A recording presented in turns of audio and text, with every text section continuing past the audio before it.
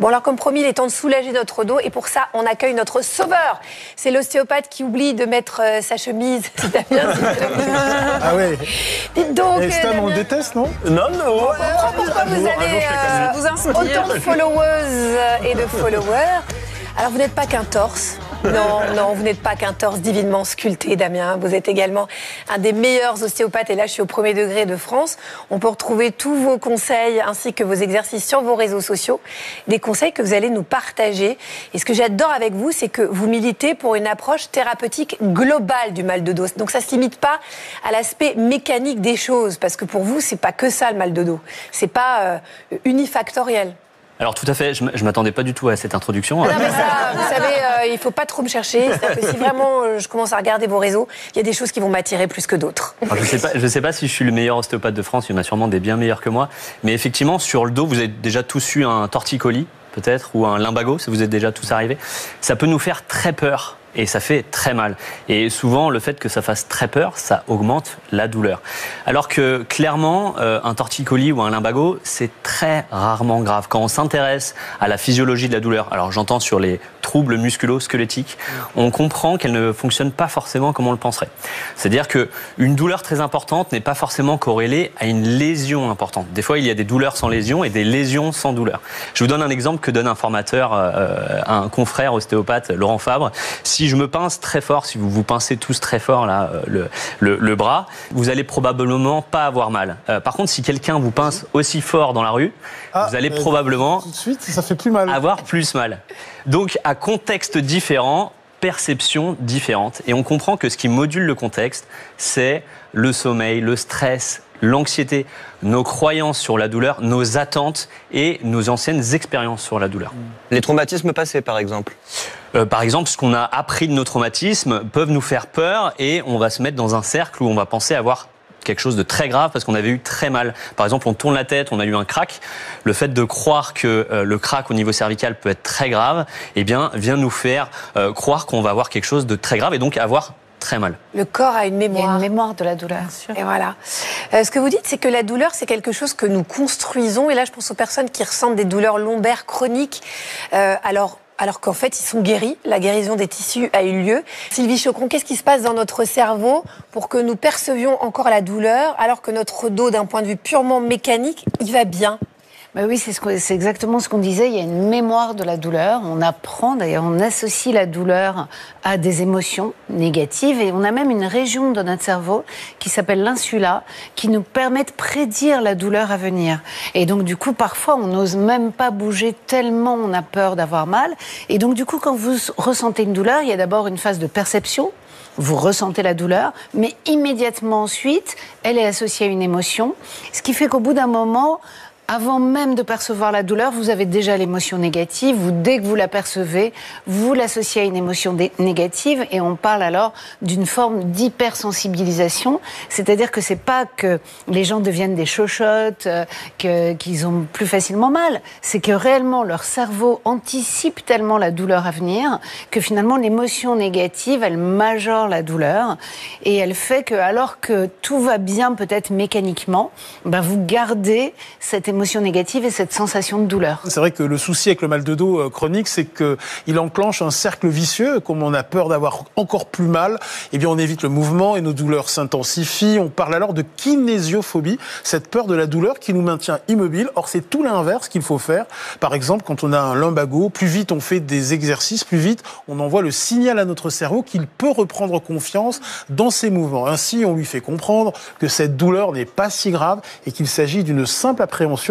Et pour faire taire cette petite voix intérieure qui nous tétanise, nous disposons d'une arme formidable, la respiration. Dites-nous en plus, Damien, sur ce pouvoir de la respiration. Alors effectivement, de nombreuses études nous montrent que en respirant d'une manière particulière, nous allons pouvoir abaisser et moduler notre perception de la douleur.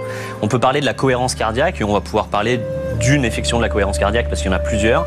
Et par exemple, 6 cycles de respiration par minute. On peut le faire ensemble, 5 secondes d'inspiration et 5 secondes d'expiration va permettre d'activer notre parasympathique et donc moduler notre douleur de dos par exemple et nous calmer. Et ça, on le fait pendant 4 ou 5 minutes, si on peut. 5 à 10 minutes par jour, c'est possible, ouais. À 10 minutes, ouais. Et c'est les expirations, les inspirations qui aident le plus pour calmer la douleur. Il y a quelque chose là-dessus ou ça change rien? Alors, il me semble que l'expiration va amener beaucoup plus de parasympathique parce qu'il y a notamment une respiration qui s'appelle la respiration 4-7-8 qui propose de faire 4 secondes d'inspiration, 7 secondes d'apnée et 8 secondes d'expiration qui va encore plus activer notre système parasympathique et donc encore plus calmer notre douleur et peut-être même nous endormir pour certains patients qui ont des troubles de sommeil. En tout cas, l'expiration réduit le rythme cardiaque, là où l'inspiration l'accélère un petit peu. Mais donc, en fait, c'est une question d'équilibre. Et puis après, Damien, si on veut faire, par exemple, 4 inspires, 6 expires, on a le droit, si on se sent mieux. Comme ça. Damien, on a parlé donc de lumbago, de douleur dorsale chronique, mais qu'est-ce qu'on fait quand on a une hernie discale? C'est forcément les médicaments, l'infiltration, tout le kit, ou l'opération, ou il y a une alternative? Il y a plein d'alternatives. Ça, c'est quand même un discours moderne, parce que moi, je me souviens qu'il y a 30 ans, tous les gens se faisaient opérer de leur hernie discale. Alors, c'est vraiment en dernier recours, si vous voulez. Parlons de l'hernie discale, c'est un sujet que j'adore. On peut parler de ce qu'on appelle les discordances radiocliniques. C'est-à-dire quand il n'y a pas de corrélation entre l'imagerie et la symptomatologie du patient. Si on fait une imagerie à des trentenaires qui n'ont jamais eu mal au dos, on trouvera 34% d'hernie discale. Ils n'ont jamais eu mal au dos. Et ces chiffres, ils augmentent, bien sûr, avec l'âge. On trouvera aussi des hernies discales chez les patients sportifs, notamment les athlètes olympiques qui ont une vingtaine d'années. Et vous vous souvenez, quand on disait « tu as une hernie discale, va faire de la natation », eh bien, on trouve des hernies discales chez des nageurs olympiques alors qu'ils passent leur temps sans gravité en train de nager. Donc, l'important, c'est... Mais parfois, elles sont indolores, ça que vous dites. Tout à fait. Alors, la grande partie de nos hernies discales sont indolores, c'est-à-dire que si on fait des imageries à tout le monde sur le plateau, on trouvera probablement des hernies discales, et notamment chez certains d'entre vous qui n'ont jamais eu mal au dos. Je ne sais pas si c'est le cas. Non. Moi, je me suis fait opérer d'une hernie discale. Mais ça devait être dans ma tête, Damien. Je ne dis pas ça, rien n'est dans la tête. Moi, en tout cas, si j'en ai une, elle est indolore. Et ce qu'il faut savoir également, c'est que 70% des hernies discales se résorbent de 6 mois à 1 an. Ah oui, donc spontanément, on n'a rien à faire. Juste à être en mouvement. Il faut continuer à bouger. Je vous donne un autre exemple sur l'hernie discale. On pensait pendant longtemps qu'il fallait enlever la charge sur l'hernie discale. On se rend compte, comme vous l'avez dit... Ça veut dire quoi, enlever la charge sur l'hernie discale? De ne pas être debout, de ne pas courir, de ne pas être en pression sur l'hernie discale, sur le disque, et plutôt être allongé en décharge. On se rend compte que justement, les coureurs à pied, eh bien, ils ont des disques plus épais, plus hydratés que ceux qui ne courent pas. Des astronautes qui sont en apesanteur, et on se rend compte qu'ils ont une perte osseuse, et notamment une perte hydrique au niveau des disques. Donc en fait, c'est la charge, c'est la compression qui va amener de la vie dans nos os et dans nos disques. Incroyable. Sylvie Choqueron, certes, on ne peut pas reprogrammer la douleur chronique ou la faire en tout cas totalement disparaître, mais on peut l'atténuer en détournant notre attention. Comment est-ce qu'on fait? Donc la douleur, c'est vraiment une perception qui ne vient pas de l'extérieur, comme la vision, l'audition, mais qui vient de l'intérieur du corps. On ne va pas pouvoir la supprimer, on ne va pas pouvoir la reprogrammer. Mais par contre, on peut l'appréhender de manière différente et on peut choisir de ne plus lui donner autant d'importance que ce qu'on fait d'habitude. Donc on va effectivement, comme toute perception, s'il n'y a pas d'attention qui est portée dessus, du coup, on va la ressentir beaucoup moins.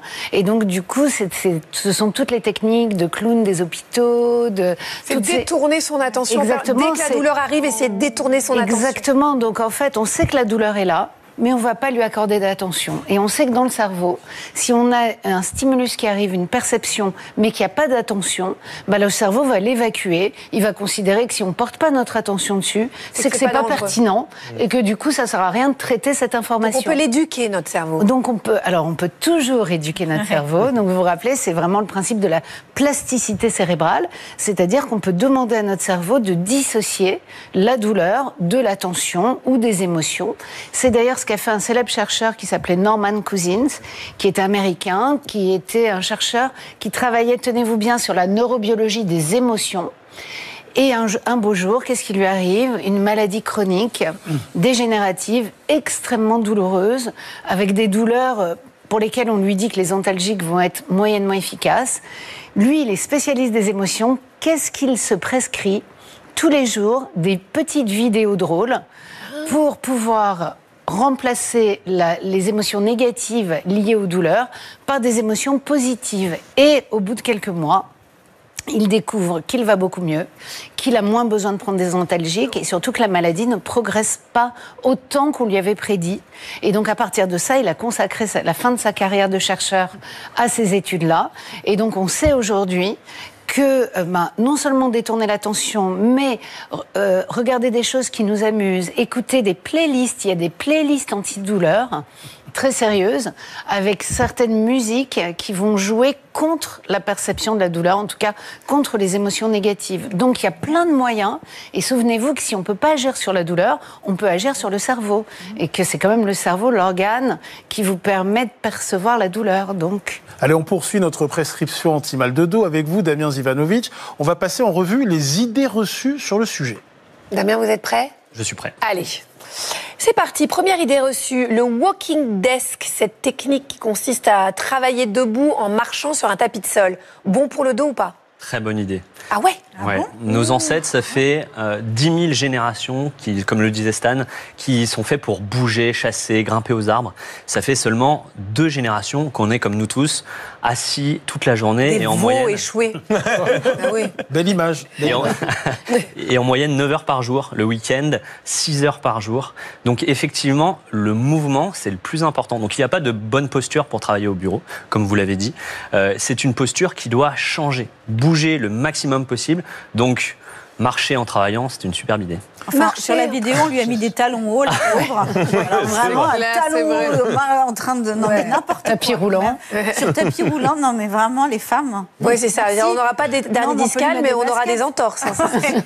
Deuxième idée reçue, les tenseurs pour redresser le dos et la posture que l'on trouve dans certains t-shirts de sport. Vous validez ou pas ? Vaste sujet. Non, je ne valide pas. En fait, tout ce qui est passif, qui va nous obliger à avoir une posture passive, ne nous aide pas. On l'a bien compris, ce qui marche le mieux, c'est d'être actif dans tout ce qu'on fait, dans notre posture et dans notre journée. Il y a d'autres t-shirts, comme celui-ci que je ne citerai pas, qui vient nous amener une direction de contraction. Mais en fait, on se rend compte qu'un t-shirt avec une taille en dessous fait exactement le même effet et coûte peut-être 10 à 15 fois moins cher. Là, je porte du S, là, et je sens... J'ai tenu. Nouvelle idée reçue, le froid et le chaud sont des amis pour le dos. Qu'est-ce que vous pensez des bienfaits de la bouillotte et des poches de glace ? Effectivement, le chaud et le froid, c'est nos amis, mais ils agissent différemment. Le chaud, ça vient relâcher nos muscles, amener un peu de vascularisation. Le froid va avoir un effet plutôt antalgique. Ça va diminuer la nociception, donc c'est effectivement l'information de douleur, en fait, de perception douloureuse qui passe dans les nerfs, ça va la ralentir. Donc les deux fonctionnent, mais par contre ils fonctionnent à court terme. Mais si vous aimez le froid, si vous aimez le chaud, si vous trouvez que ça vous fait du bien, continuez. Oh, moi, quelle passion. Moi, mon foie bénéficie d'une bouillotte chaque soir. Mais vous feriez mieux de vous y mettre. Oh, écoutez, oui, ça fait du bien, ça aide à digérer. Bien sûr. Oh, écoutez, Ali, franchement, là, vous êtes Je préfère totalement... prendre une tisane de verveine. Vous pouvez faire les deux. Alors, dis donc. Là, vous êtes vraiment... Ça, c'est Paragos. Alors là, en plus, ça n'a rien à voir. Oui, c'est vrai. Rien à voir avec la choucroute. Bon. Allez, voici la posture à adopter quand on veut ramasser un objet lourd sans se faire mal au dos. Oh zut, mon stylo vient de tomber. Alors, faut-il vraiment fléchir les jambes avec le dos droit pour éviter la douleur, comme on nous le sait depuis des années? C'est tellement naturel. Qu'est-ce que vous en pensez, Damien? On l'a vu notamment dans le reportage, on a vu quelqu'un qui disait faut se pencher avec le dos droit. C'est une idée reçue, c'est une fausse croyance qui est présente chez de nombreuses personnes et de nombreux thérapeutes.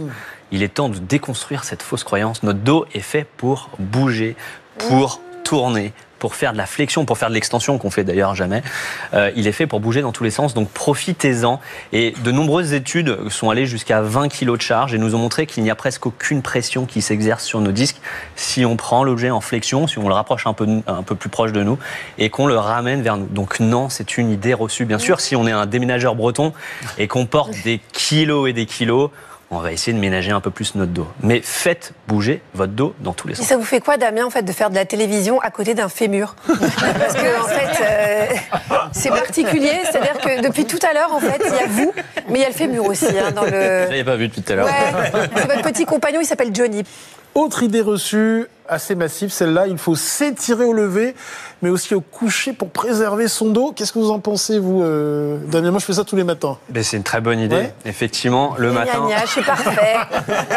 Non, mais c'est vrai. Non, mais c'est vrai, Agathe, je peux pas me lever sans m'étirer. C'est ce que j'allais dire. Je peux pas me lever sans m'étirer dans mon lit. Oh là là. C'est pas. T'as pensé tout, on l'a entendu. Oh là là, Ah, le cri du cœur. parfait celui-là. Celui-là, à chaque fois. Non, mais c'est vrai, il fait tout bien, c'est insupportable. Ah, la plus perfide de tous autour de la table, c'est quand même Marie. Mais non, mais vous culpabilisez tous nos téléspectateurs, on en a marre. Il est trop bien- parfait. Eh bien, si vous voulez bouger avec une tisane, c'est une très bonne idée.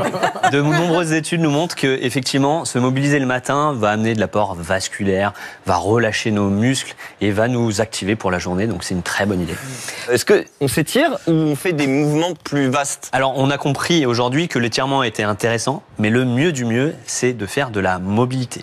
Donc, c'est d'aller chercher toutes les amplitudes d'une articulation en contractant les muscles et pas seulement les étirer.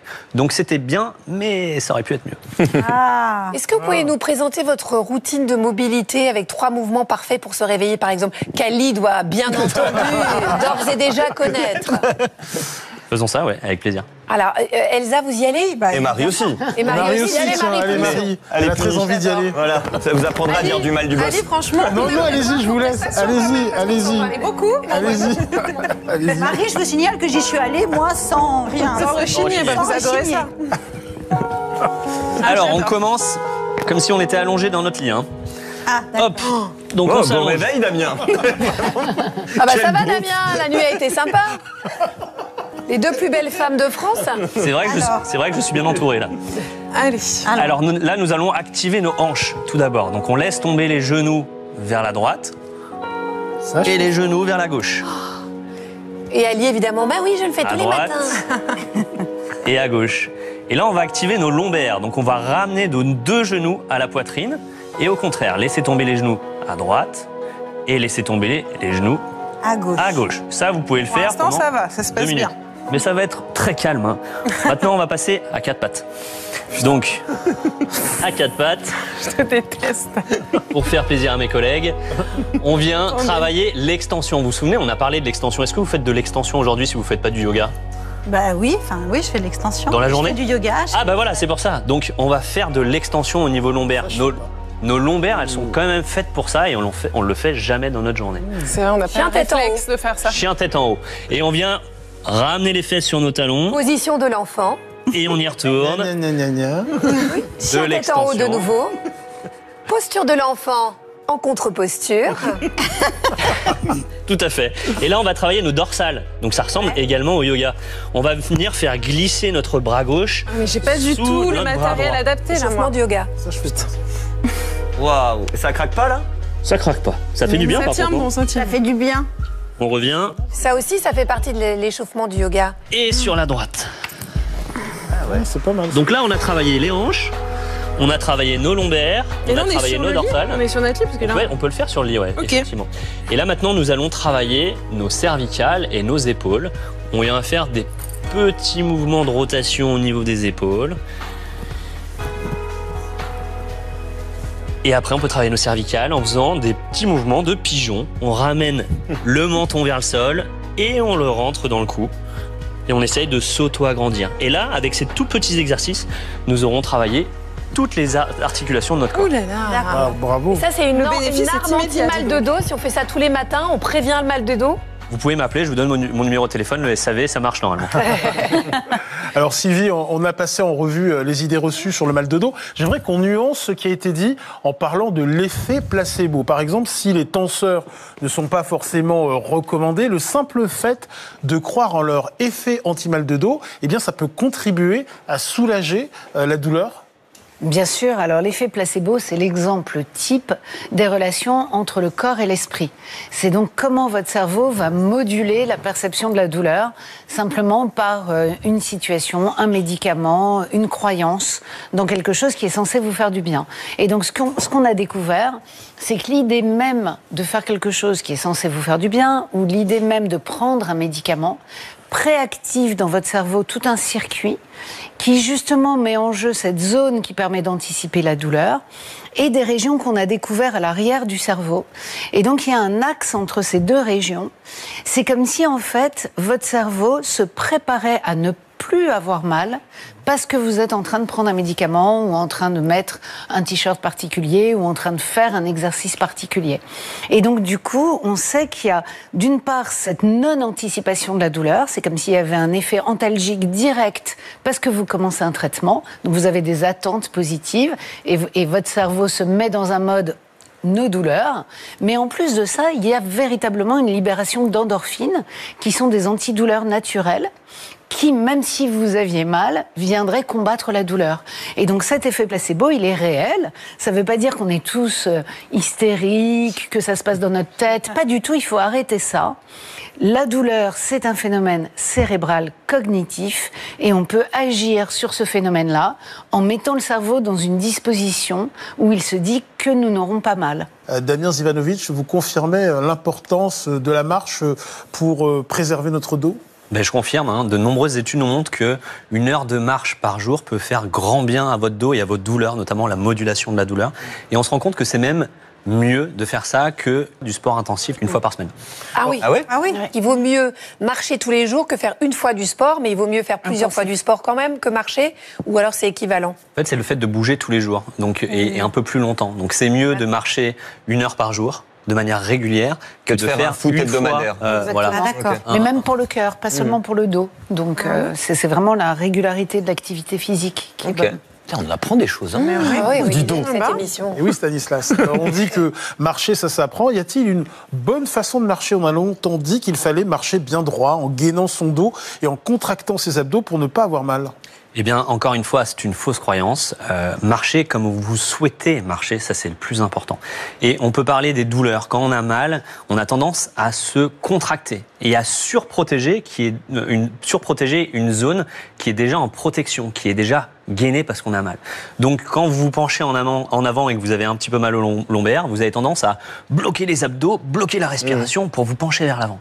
Au contraire, c'est le moment de relâcher, souffler et expliquer à votre cerveau que de faire ce mouvement, finalement, c'est OK et on n'a pas besoin d'envoyer le signal d'alarme qui est la douleur. Bon, donc Damien Zivanovic, on l'a compris, on le redit, la marche, toutes les activités physiques, c'est génial pour le dos parce que le sport favorise le mouvement, ça nous renforce musculairement, ça soulage donc nos vertèbres. Au passage, ça réduit le stress aussi à l'origine de nombreuses douleurs dorsales chroniques. Bref, c'est tout bénef, mais pourvu qu'on trouve celui qui nous correspond en fait. S'il fallait en retenir que 3, vraiment les activités idéales, ce seraient lesquelles selon vous ?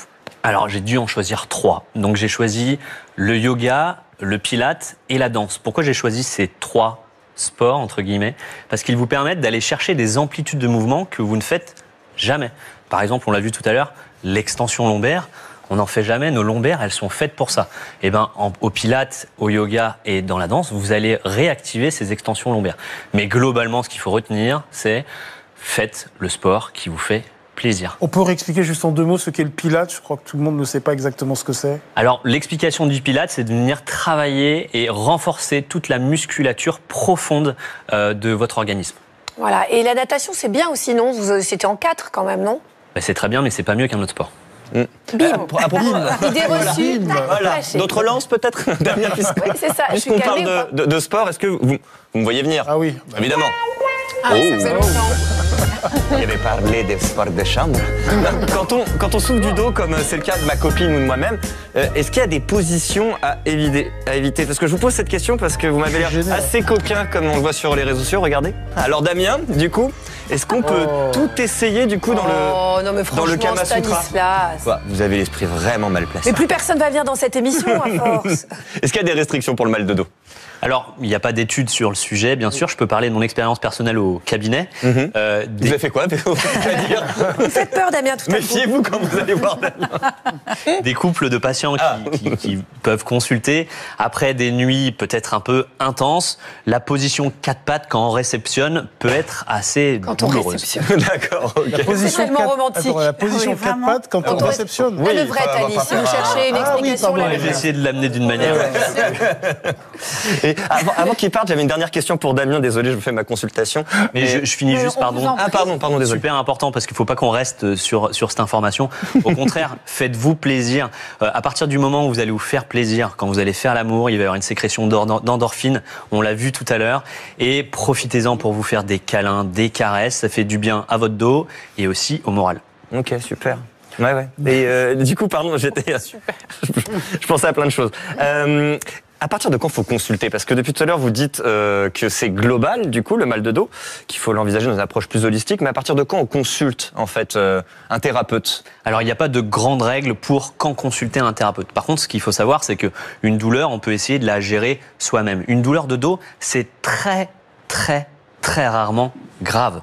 Donc on peut la gérer plutôt soi-même, notamment avec ma page Instagram, pour commencer à bouger, à chercher des phénomènes d'évitement comme la méditation ou la lecture ou de la marche pour moduler, apaiser notre douleur. Et à partir du moment où on a du mal à gérer cette douleur, on peut consulter un thérapeute. Attention, il faut s'enlever une idée reçue, le thérapeute ne nous enlève pas la douleur. Le patient passif, c'est fini, c'est encore une fois une fausse croyance et ça ne fonctionne pas. Donc quand on va voir un thérapeute, on va voir un guide qui nous aide à cheminer sur ce chemin de la douleur pour arriver à la prendre en charge tout seul. Merci beaucoup Damien Zivanovic d'avoir été avec nous. Je rappelle que vous êtes ostéopathe, mais également le fondateur de l'application Andrew, un outil qui met en lien plus de 200 000 patients avec 1000 praticiens afin de leur envoyer des conseils d'exercices pratiques et d'éducation thérapeutique pour prévenir la douleur. À très bientôt.